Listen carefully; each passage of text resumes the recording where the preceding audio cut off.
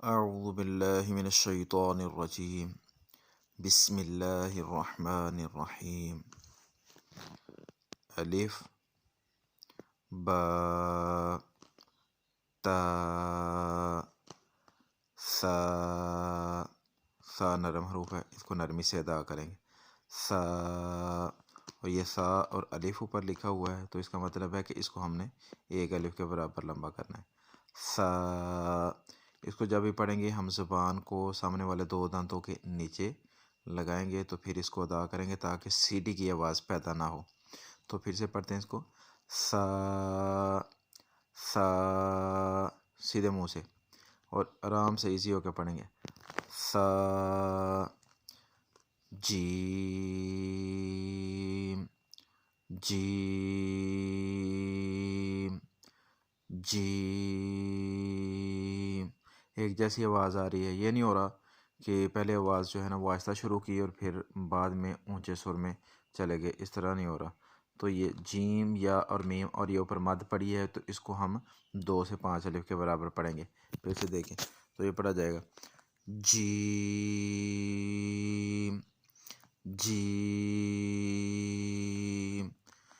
हाँ जी, आगे हा हरूफ हल्की हैं और इसको हमने गले के जो हमारा गला जहाँ पे समझे कि जो गले का दरमियान है वहाँ से ये अदा करेंगे। तो इसको सांस की आवाज़ के साथ अदा कर दें। हा हा, ये इसकी मकदार देखें मैंने इसको कितना लंबा किया है। हा, आगे आ जाए। ख्वा मोटा हरूफ भी है और हरूफ हल्की भी है और इसको गले के ऊपर से अदा करना है हमने। जहाँ से अक्सर लोग जब हम सोते में देखते हैं खराटे लेते हैं, जिस मुकाम से खराटे अदा होते हैं यानी गला और जो हमारा नाक है, गले और नाक का जो जोड़ है, जहाँ से नाक हमारा अंदर की जानिब ख़त्म होता है और गला शुरू होता है, ये वहाँ से पढ़ा जाएगा। तो मोटा करके पढ़ेंगे, पुर पढ़ेंगे और इसको मुंह भर के मुंह के अंदर ही मोटा करने की कोशिश करेंगे। तो पढ़ें खौ खौ खौ। ये जिसकी इसकी जितनी मकदार मैंने रखी है आपने भी इसकी मकदार इतनी ही रखनी है। आगे चलते हैं। तो दाल अलिफ और लाम, तो ये ये तीन हरफ का मजमुआ है दाल। तो इसमें दाल की आवाज़ भी आनी है, अलिफ की और लाम की, और ऊपर मद है तो इसका मतलब है इसको हमने लंबा करना है। तो पढ़ा जाएगा दाल। सीधे मुंह से, मुंह को ज़्यादा नहीं खोलना, सीधे मुंह से आपने आवाज़ निकालनी है। मुंह को पीछे की तरफ खींचना भी नहीं है। लंबा करते हुए बाजू का मुंह को हम खींचते हैं, उसको नहीं, चेहरे को खींचना नहीं है। तो ये पढ़ा जाएगा दाल दाल। आगे आ जाए जाल। जाल नरम हरूफ है, जिस तरह हमने सा पढ़ा था। सा पढ़ते हुए हमने ज़बान को सामने वाले दो दांतों के नीचे लगाया था। इस तरह ये जाल पढ़ते हुए हम अपनी ज़ुबान को सामने वाले दो दांतों के नीचे लगाएंगे। और जाल अलिफ और लाम ये तीन हरफों का मजमूआ है। इसको तीन हरूफी हरफ भी कहते हैं, तो क्योंकि ये तीन जाल अलिफ और लाम और ऊपर मद है, इसको हमने 2 से 5 अलिफ लंबा करना है। यानी ये हरूफ तहज्जी जो सारी तख्ती है, इसमें ये जाल जो है, दाल और जीम, इस तरह ये जो है ये हरूफ मद्दा है। हरूफ तहज्जी में हरूफ मद्दा है। मद्दा का मतलब है मद का मतलब लंबा करना और हरूफ मद्दा का मतलब लंबा करके पढ़ना। तो सा की तरह जाल भी नरम हरूफ है, तो इसकी अदायगी भी सा की तरह करनी है। सा और जाल की अदायगी एक तरह करनी है ताकि सीटी की आवाज़ पैदा ना हो। और इसको सख्ती से नहीं पढ़ना, नरमी से आपने इसको लंबा करके अदा कर देना है और सीधे मुंह से आपने इसको अदा करना है। तो ये पढ़ा जाएगा ज़ाल ज़ाल ज़ाल। आगे रॉ रॉ रॉ। रॉ असल में ज़ुबान की नीचे वाली साइड से अदा होता है। जब ज़ुबान को हम ऊपर को उठा के थोड़ा सा गोल करते हैं तो नीचे से रॉ की आवाज़ निकलती है और रॉ को हमने थोड़ा मोटा पढ़ना है, थोड़ा सा मोटा। ये मोटे हरूफ में नहीं आता, लेकिन हमने इसको अभी जब इसकी अदायगी हो रही है इसको मोटा पढ़ना है नीचे से, लेकिन ज़बान के नीचे से ही इसकी अदायगी करेंगे। जैसे जो है ना, ये मैंने पहले भी बताया था, तो बच्चे खेलते हैं तो वो जैसे वो खेल खेल में गाड़ी चलाते हैं तो वो रा की आवाज़, रा के मखरज से वो गाड़ी चलती है। रर्रर्र, ये इसका मखरज समझ लें। तो यहाँ से ही हमने ज़बान के नीचे से जुम्बश से इसको अदा करना है। तो पढ़ा जाएगा रा रा।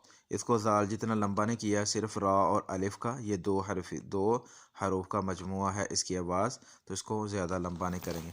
आगे आ जाइए। ज़ा सीटी वाला हरूफ है और इसमें सीटी की अदायगी करें। अगर ज़ा के ऊपर सीटी की अदायगी नहीं करेंगे तो फिर ये ज़ाल की तरफ चला जाएगा, क्योंकि अगर ज़ा के ऊपर भी ज़बर की अलामत डालेंगे, आगे जाके पढ़ेंगे, और ज़ाल के ऊपर भी, तो ये दोनों की आवाज़ में हमने फ़र्क यही करना है कि इस पे सीटी की आवाज़ आनी है और इसको हमने नरम करना है। तो ज़ा पे सीटी की आवाज़ लाजमी आनी चाहिए, यही जो है इसका मखरज है। तो सीटी की आवाज़ हम दांतों के आपस में, ऊपर वाले और नीचे वाले दांतों को मिला के, और साथ ज़बान के साथ, और साथ जो है ना हवा का दबाव अपने मुंह के अंदर बना के, तो फिर सीटी की आवाज़ पैदा करेंगे। तो ये सीटी की आवाज़ पैदा कैसे करेंगे, ये देखें।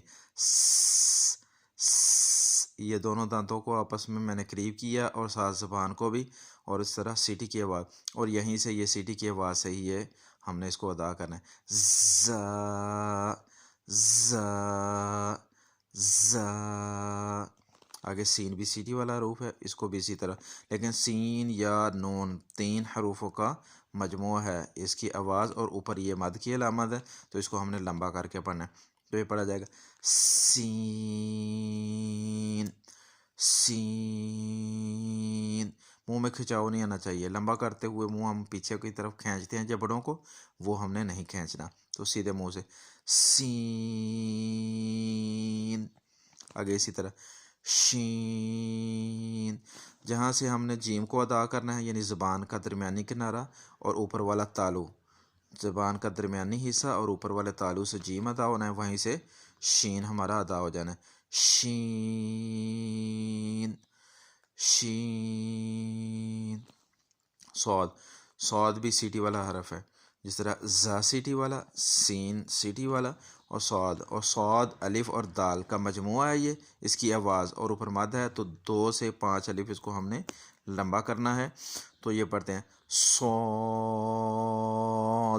ये जो दाल की आवाज़ है आखिर पे, इस पे हमने कलकला करने की कोशिश करनी है, हल्का सा कलकला करना है, यानी थोड़ा सा उछाल पैदा हो, सौद। और सौद जो है ना, इसको पढ़ते हुए हमने इसकी सीटी को थोड़ा सा पुर पढ़ना है, क्योंकि ये सौद सीटी वाला हरफ भी है और मोटे हरूफ में भी आता है, तो इस वजह से इसमें सीटी की आवाज़ भी आएगी और दाल पे कलकला भी होगा, और ऊपर मद है, तो मद की वजह से ये 2 से 5 अलिफ तक ये लंबा भी होगा। तो ये सारे डब्बे में आप देखेंगे तो इसकी आवाज़ जो है ना सामने आ जाएगी कि इसको मोटा भी पढ़ना है, इस पर सीटी की आवाज़ आनी है, दाल पे कलकला होना है, और इसने लंबा भी होना है। तो इन अलामतों का आपने ख्याल रख रहे हैं। सीन ने इतना जो है ना बारीक सीटी आनी है सीन की, लेकिन सौद की सीटी हमने मोटी पुर करके पढ़ना है, क्योंकि हमने इसको मोटा पढ़ना है। तो ये पढ़ा जाएगा सौद सौद। अक्सर मोटा पढ़ते हुए सौद को, मुंह को गोल करते हैं और पीछे जबड़ों को खींचते हैं, मुंह को खींचना नहीं है, बिल्कुल सीधे मुंह से, क्योंकि अगर हम तिलावत करते हुए फिर मुंह को खींचने लगे तो फिर इस तरह हमारा फिर मुंह थकना शुरू हो जाएगा। जब हम ज़्यादा तिलावत करेंगे तो इस तरह खींचना नहीं है। तो ये सीटी के साथ मोटा करके और ये लंबा करके हमने अदा करना है। सौद सौद। आगे दौद। इसको बाद लोग दाल की तरफ ले जाते हैं और बाद ज़ा की तरफ ज़्यादा ना लेके जाना है, और दाल की तरफ भी नहीं, इनको दरमियानी इसका रास्ता निकालना है, क्योंकि अगर दाल की तरफ लेके जाएंगे तो फिर तो दाल तो पहले ही है, और अगर ज़ा की तरफ लेके जाएंगे तो ज़ा भी पहले है, तो ये ना दाल है ना ये ज़ा है। और इसकी आवाज़ जो है ना, ये हम जब हमारी ज़ुबान मुंह के अंदर लेटी होती है, तो जो बाईं करवट होती है उसको हम ऊपर वाले ये दांतों के दानों के नीचे लगाएंगे, तो इसके मखरज को अदा करेंगे। ज़ाद मोटा लफ्ज़ भी है, फिर ऊपर मद भी है, तो ये हरूफ मद्दा में से भी है, हरूफ हिजा में, तो ये लंबा भी होगा मोटा भी होगा। और इसका मखरज मैं आपको पढ़ के बताता हूँ। ज़ाद ये जो तो हल्की सी आवाज़ मैं पैदा करता हूँ ना, ये वाली थोड़ी सी हल्की आवाज़ हवा के दबाव से और मुंह के प्रेशर से जब मैं ज़ुबान की करवट को ऊपर वाली दानों से जोड़ता हूँ, तो फिर ये आवाज़, इस आवाज़ से फिर मैं इसको शुरू कर देता हूँ। वाद, वाद, वाद। ये सबसे मुश्किल हरफ है और बहुत से मकतबा फ़िक्र में इसको दाल की तरफ भी अदायगी की जाती है, ज़ा की तरफ। बहरहाल जैसे आपके उलमा इकराम या जैसे जिस आप मकतबा फ़िक्र से आप तल्लुक़ रखते हैं, जिस तरह आप इसकी अदायगी करना चाहें, लेकिन कोशिश करें इसको ना दाल की तरफ जाए और ये ना ज़ा की तरफ जाए। लेकिन ये सबसे मुश्किल हरूफ हिजा में सबसे मुश्किल हरूफ हमारे पास यही है। तो आगे चलते हैं। पहले हम पढ़ा था ता को हमने जो है ना सीधे मुंह से पढ़ा था, लेकिन जब हम तौ को पढ़ेंगे, तौ के पढ़ते हुए हम आवाज़ को थोड़ा सा पुर पढ़ेंगे, मुंह भर के पढ़ेंगे, क्योंकि ता और तौ इसमें हमने फ़र्क करना है। ता और तौ को हमने मोटा पढ़ना है, ता सीधा। क्योंकि अगर हम जब कुरान पाक पढ़ेंगे, अगर ता की जगह तौ पढ़ दिया और तौ की जगह ता, ये बारीक, ये मोटा पढ़ दिया, तो इस वजह से फिर गलती होने के चांसेस ज़्यादा हैं। तो ये इसको मोटा करके पढ़ेंगे। तो तो तो आगे ज़ा को हमने वैसे ही पढ़ना जैसे हमने सा को पढ़ा था नरम, ज़ाल को नरम पढ़ा था, और ज़ा भी नरम हरूफ है। ये सा, ज़ाल और ज़ा, ये तीन हरूफ नरम हरूफ हैं। तो ज़ा मोटा हरूफ भी है, हरफ भी है, और नरम हरफ भी है। तो इसको जब हमने पढ़ना है तो हमने कोशिश करनी है कि अपनी ज़ुबान को थोड़ा सा सामने वाले ऊपर वाले दांतों को नीचे लगाएं, ताकि अगर ज़ुबान को अंदर की जानब रखेंगे तो फिर सीटी की आवाज़ पैदा हो जाएगी। अगर सीटी की आवाज़ पैदा हो गई ज़ौब है तो फिर ये ज़ा की तरफ चला जाएगा। तो नरम इसलिए पढ़ना है ताकि सीटी की आवाज़ पैदा ना हो। सीटी की आवाज़ पैदा हो गई तो फिर ये ज़ा की तरफ चला जाएगा।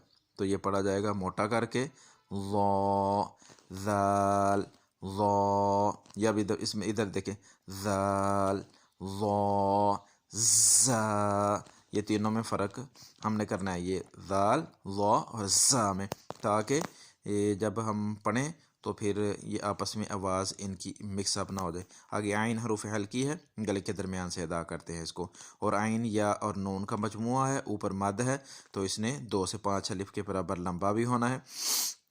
तो हम इसको लंबा भी करेंगे और गले से अदा करने की कोशिश करते हैं। आइन, आइन।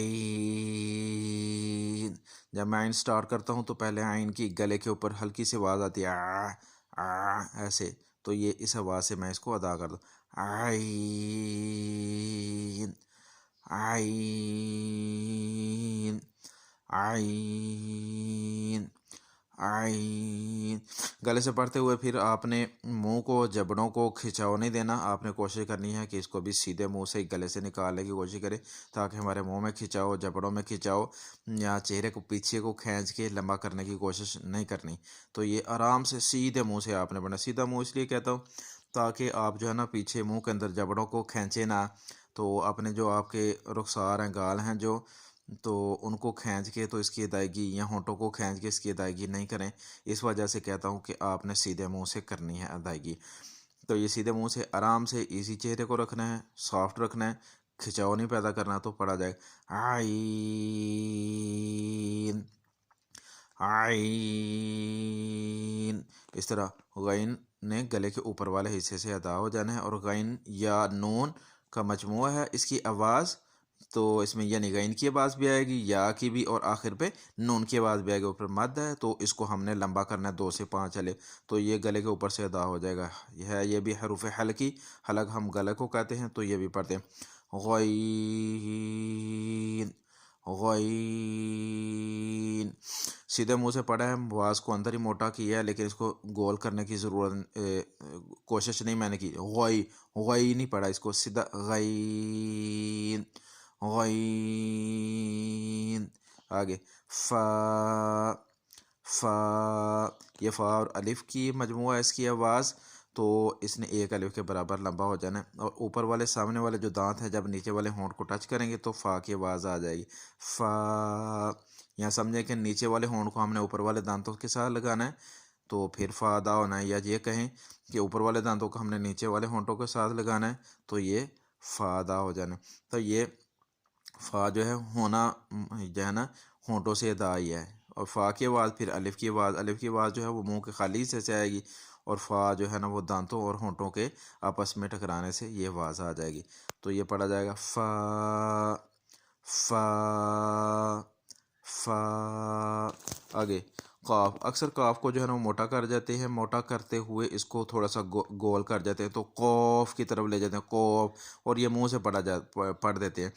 हालांकि जहाँ मुंह के अंदर हमारा सबसे पहले दांतों के पीछे जो ऊपर वाला हिस्सा है वो तालू है, जहाँ हमारा तालु ख़त्म होता है तो वहाँ एक नरम सी जगह होती है गले और मुंह के जो जहाँ जोड़ है ना, तो वहाँ एक नरम सी जगह है, उसको हम कव्वा बोलते हैं, गले का कव्वा। अंदर गले के अंदर नरम सा एक लोथड़ा भी होता है गोश्त का, समझ ले कि वो कला है। तो ये नीचे जहाँ हमारी ज़ुबान का एंड होता है, आखिरी हिस्सा, और तालु के पीछे जो कव्वा होता है वो, और ज़ुबान के आखिरी हिस्से के मिलाप से, तो इसको हमने लंबा करके पढ़ना होता है। और काफ, अलिफ़ और फ़ा का मजमू है, इसमें काफ की आवाज़ भी आएगी, अलिफ़ की और फ़ा की आवाज़ भी आएगी, और वो ऊपर मद है, तो इसको हम 2 से 5 अलिफ़ तक लंबा करेंगे। तो इसको हम पढ़ते हैं फिर से, तो ये पढ़ा जाएगा कौफ कौफ। तो इसको भी जो है ना खींचना नहीं है, अपने चेहरे को खींच के नहीं पढ़ना, और वाव की तरफ भी आवाज़ ना आ जाए, यानी कौफ वाव, कौफ कौफ की तरफ नहीं, कौफ अलिफ का और फे फा। तो ये इस तरह इसकी आवाज़ कौफ कौफ। तो जहाँ से काफ अदा होना है उससे थोड़ा सा आगे मुंह की तरफ आ जाएंगे, तो ये बारीक काफ अदा हो जाएगा, लेकिन सीधे मुंह से काफ कौफ काफ, ये दोनों में फ़र्क देखें। कौफ, ये इसको मुंह में पुर पढ़ने की कोशिश कर रहे हैं मुंह भर के, और इसको सीधे मुंह से कौफ काफ, लेकिन मुंह सीधा रखना है दोनों को, कोफ की जगह वाव की जो है ना आवाज़ पैदा ना हो। आगे लाम, जिस तरह हम उर्दू में पढ़ते हैं, ये वही है हमारा, ये लाम अलिफ और मीम और ऊपर मद, तो ये 2 से 5 अलिफ इसको लंबा करना है, लाम। आगे मीम, ये भी हमारे उर्दू की तरह। नून, ये वही हरूफ है जो हम उर्दू में पढ़ते हैं, नून वाव और नून, और ऊपर जिनके ऊपर ये छोटी सी मद आ रही है, इनको हमने 2 से 5 अलिफ तक लंबा करना है, ये आपने ख्याल रखना है। तो इसी तरह आपने वीडियो बना के भी आप मुझे सबक सुना सकते हैं। तो आगे आ जाए वाव, तो ये वाव अलिफ और वाव का मजमुआ है, इसकी आवाज़, ये वाव हरफ लिखा है, ये इसकी आवाज़ लिखी है, ये ऊपर मद लिखा है, पढ़ने का तरीका बताया है कि इसको लंबा कितना करना है। तो ये जो डब्बे के अंदर जो लिखा हुआ है इसका कोई मकसद है। तो वाव को हमने होंठों से अदा करना है, होंठों को गोल करके, और मद का मतलब है 2 से 5 अलिफ के बराबर हम इसको लंबा करेंगे। और आखिरी जो वाव है, ये अलिफ को जब हम वाव के ऊपर गिराएंगे तो हल्की सी ये आखिरी वाले वाव की आवाज़ आनी चाहिए, ये वाव अलिफ और वाव। तो ये पढ़ा जाएगा वाव, ये होंठों को गोल करके वाव। आवाज़ को मुंह से निकालना है, गले की तरफ हमने लेके नहीं जाना। जब हम लंबा करते हैं तो कुछ जो बच्चे हैं ना वो अलिफ को लंबा करते हुए वो आवाज़ को मुंह से गले की तरफ ले जाते हैं, तो फिर वो पहले आहिस्ता आहिस्ता, यानी समझे कि नीचे वाली सुर से शुरू करते हैं और फिर वो ऊपर वाली से वाव, इस तरह नहीं, सीने के अंदर आवाज़ को नहीं लेके जाना, अलिफ़ की आवाज़ आपने मुंह से पढ़नी है। अलिफ़, अगर कोई पूछे कि ये अलिफ़ है, अलिफ़ कहाँ से अदा होता है, तो अलिफ़ मुंह के खाली हिस्से से अदा होता है। ठीक है, तो असल में ये हम पढ़ अलिफ़ रहे हैं, लेकिन इसकी आवाज़ अलिफ़ नहीं इस्तेमाल होती कहीं भी। जैसे बा है, बा के साथ अलिफ़ लगा है, तो इसको हम बलिफ़ नहीं पढ़ सकते, इसको हमने बा पढ़ना है। तो अलिफ़ की आवाज़ आ है, अलिफ़ की असल में आवाज़ जो है वो आ है। अगर हम इसको अलिफ़ पढ़ रहे हैं और बा के साथ अलिफ़ लगा है, तो हम कहेंगे, लोग कहेंगे कि जी ये बा के साथ अलिफ़ है तो बलिफ़ पढ़े, इस तरह नहीं है। तो ये अलिफ़ की आवाज़ आ है, आ, तो ये आ की तरफ जाएगा, तो ये पढ़ा जा रहा है बा, इस तरह वाव, तो ये गोल करके वाव वाव। और हा हरूफ हल्की है, सीने की तरफ से अदा हो जाएगा, हा हा, ये 2 से 5 अलिफ लंबा किया था वाव, और हा एक अलिफ के बराबर लंबा। आगे हमज़ा, हमज़ा में हा भी है मीम भी है, हा की आवाज़ मीम भी, और ज़ा सीटी वाला, ये सीटी की आवाज़ भी आ जाएगी, और फिर आखिर में हा है। जब ज़ा के हा के साथ मिलाएंगे तो हम वक्फ भी करेंगे, तो हा की आवाज़ भी जो है ना वाज़ह करेंगे, तो ये सीने से पढ़ा जाएगा। तो ये लफ्ज़ पढ़ते हुए पढ़ा जाएगा हमज़ा हमज़ा। तो ये हा की आवाज़ फिर सीने से, पहले हा की भी आखिरी की भी, और ज़ा की सीटी की, और मीम जो हम उर्दू की तरह पढ़ते वो हमज़ा हमज़ा, सीने से ही सारा लफ्ज़ अदा करेंगे हमज़ा हमज़ा। और या को एक अलिफ के बराबर पढ़ेंगे। और अरबी में बड़ी याय नहीं होती, सिर्फ यही याय होती है। ये जो हमने बड़ी याय लिखी होती है ये अरब का तरीका नहीं है, वो हमारा इधर का अजम का तरीका है, तो हम बड़ी याय नहीं लिखेंगे। ये टोटल 29 हरूफ हो गए हैं। मेरा ख्याल है आपको अब अलिफ से या तक ये समझ आ गई होगी कि जिनके डब्बों के अंदर मद है, जीम, दाल, दाल, सीन, शीन, सौद, लौद, तो इनको हमने लंबा लंबा 2 से 5 अलिफ करना है। तो आइन, गैन, ये क़ाफ, काफ, लाम, मीम, नून, वाव। तो ये सिर्फ हमज़ा और अलिफ़ दो वाहिद हरूफ है, हमज़ा और अलिफ़, ये बस लंबे नहीं होने, बाकी कुछ को एक अलिफ़ के बराबर लंबा करना है, और जिनके ऊपर मद है वो मैंने सारी आपको बता दी, उनको 2 से 5 अलिफ़। तो इससे साथ ही हम आगे चलते हैं। हम आगे हमारे पास आ गई है मखारज के अतबार से, यानी मखारज के अतबार से इनको ग्रुप बनाया गया हुआ है ताकि पता चले कि किसकी आवाज़ किस तरह निकलती है। यहाँ हमज़ा और हा ये एक डब्बा बनाया गया है, यानी ये एक ही जगह से इनकी आवाज़ निकलनी है, तो ये पढ़ा जाएगा हमज़ा, और ये हा, ये दोनों सीने से अदा हो जाएंगे। आगे आइन, नीचे वाले जो दरमियान वाला गला है उससे आइन, हा, ये एक ही डब्बे में आ रहे हैं, यानी दोनों की आवाज़ एक जगह से अदा हो जाएगी। फिर आगे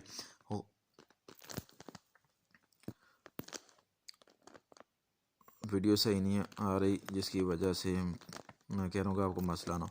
तो ये आगे आ गया गैन, गैन ऊपर वाले गले से, और खा, गैन और खा एक जगह से, गैन खा।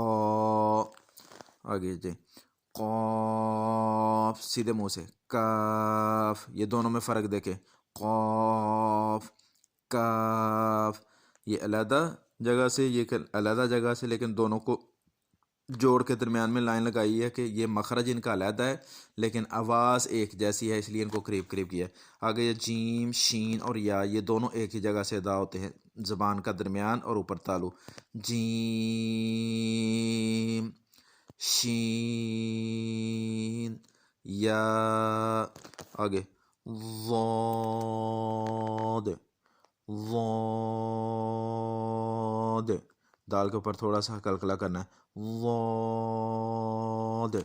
आगे लाम, नून, रा, लाम, नून और रा में हमारी जो ज़बान है, ज़बान का आगे वाला हिस्सा वो ऊपर मसूड़ों के पीछे, मसूड़ों के यानी दांतों, एक तो दांतों की जड़ें हैं, दांतों की जड़ों से पीछे जो हमारी उभरी हुई जगह होती है ना मसूड़े, तो वहाँ पे उभरी हुई जगह पे हम ये ज़बान का किनारा लगाते हैं, तो ये फिर इनकी आवाज़ लाम, नून, रा, ये दोनों को हमने लाम और नून को लंबा किया 2 से 5 अलिफ, और रा को हमने लंबा नहीं किया। तो ये उधर हम देखेंगे तो फिर आपको पता चल जाएगा रा के साथ सिर्फ अलिफ है, और ये हमने 2 से 5 अलिफ लंबा करना है। आगे ता, सीधे मुंह से बारीक पढ़ना है, ता, दाल, तो, ये लाम, नून और रा थोड़ा सा पीछे से अदा होते हैं, और ये लाम, नून, रा से थोड़ा सा आगे की जानब दांतों और जो हमारा गोश्त है इसकी जो जहाँ मिला होता है, तो इसको हम दांतों की जड़ें ही बोलते हैं। तो हम दांतों की जड़ों से, यानी दांतों के बिल्कुल पीछे जहाँ दांत हमारे ख़त्म हो जाते हैं वहाँ ये ज़बान लगनी है, और ये उससे भी पीछे जो उभरी हुई जगह होती है हमारे मुंह के अंदर, तो ये वहाँ हमने इसको ज़बान लगाना है। तो ये ता, दाल, ये ता को मैंने लंबा नहीं किया, दाल को लंबा किया, और ता को भी लंबा नहीं करना। तो ये इसका मतलब है कि ये वाला जो है ना ये हरूफ मद्दा है, इसको लंबा करके पढ़ना है, और इसको ये नहीं। और ता और ता, ता, ता, इन दोनों में आवाज़ में फ़र्क है, ये बारीक और ये मोटा हो जाएगा। तो ये पढ़ा जा रहा है ता, दाल, और ये तो। तो आगे ये नरम हरूफ आ गए, सा, ज़ाल, ज़ा। तीनों की मिकदार एक जैसी है, लेकिन नरम हरूफ को ख़ास ख्याल रखना है। इनको हमने ज़बानी भी याद करना है। नरम हरूफ को हमने ज़बान को थोड़ा सा बाहर निकाल के दांतों के नीचे लगाना है, ताकि सीटी की आवाज़ पैदा ना हो, सख्ती की आवाज़ ना आए। तो ये सा, ज़ाल, ला। इसमें ज़ाल को हमने सिर्फ लंबा किया है, सा और ला। ला मोटा भी है, इसको हमने लंबा नहीं किया। इसकी आवाज़ को हमने लंबा किया है कि ज़ाल, इसके ऊपर मद है। तो आगे ये सीटी वाले हरूफ आ गए, इसको हमने ज़बानी भी याद किया हुआ है दोबारा।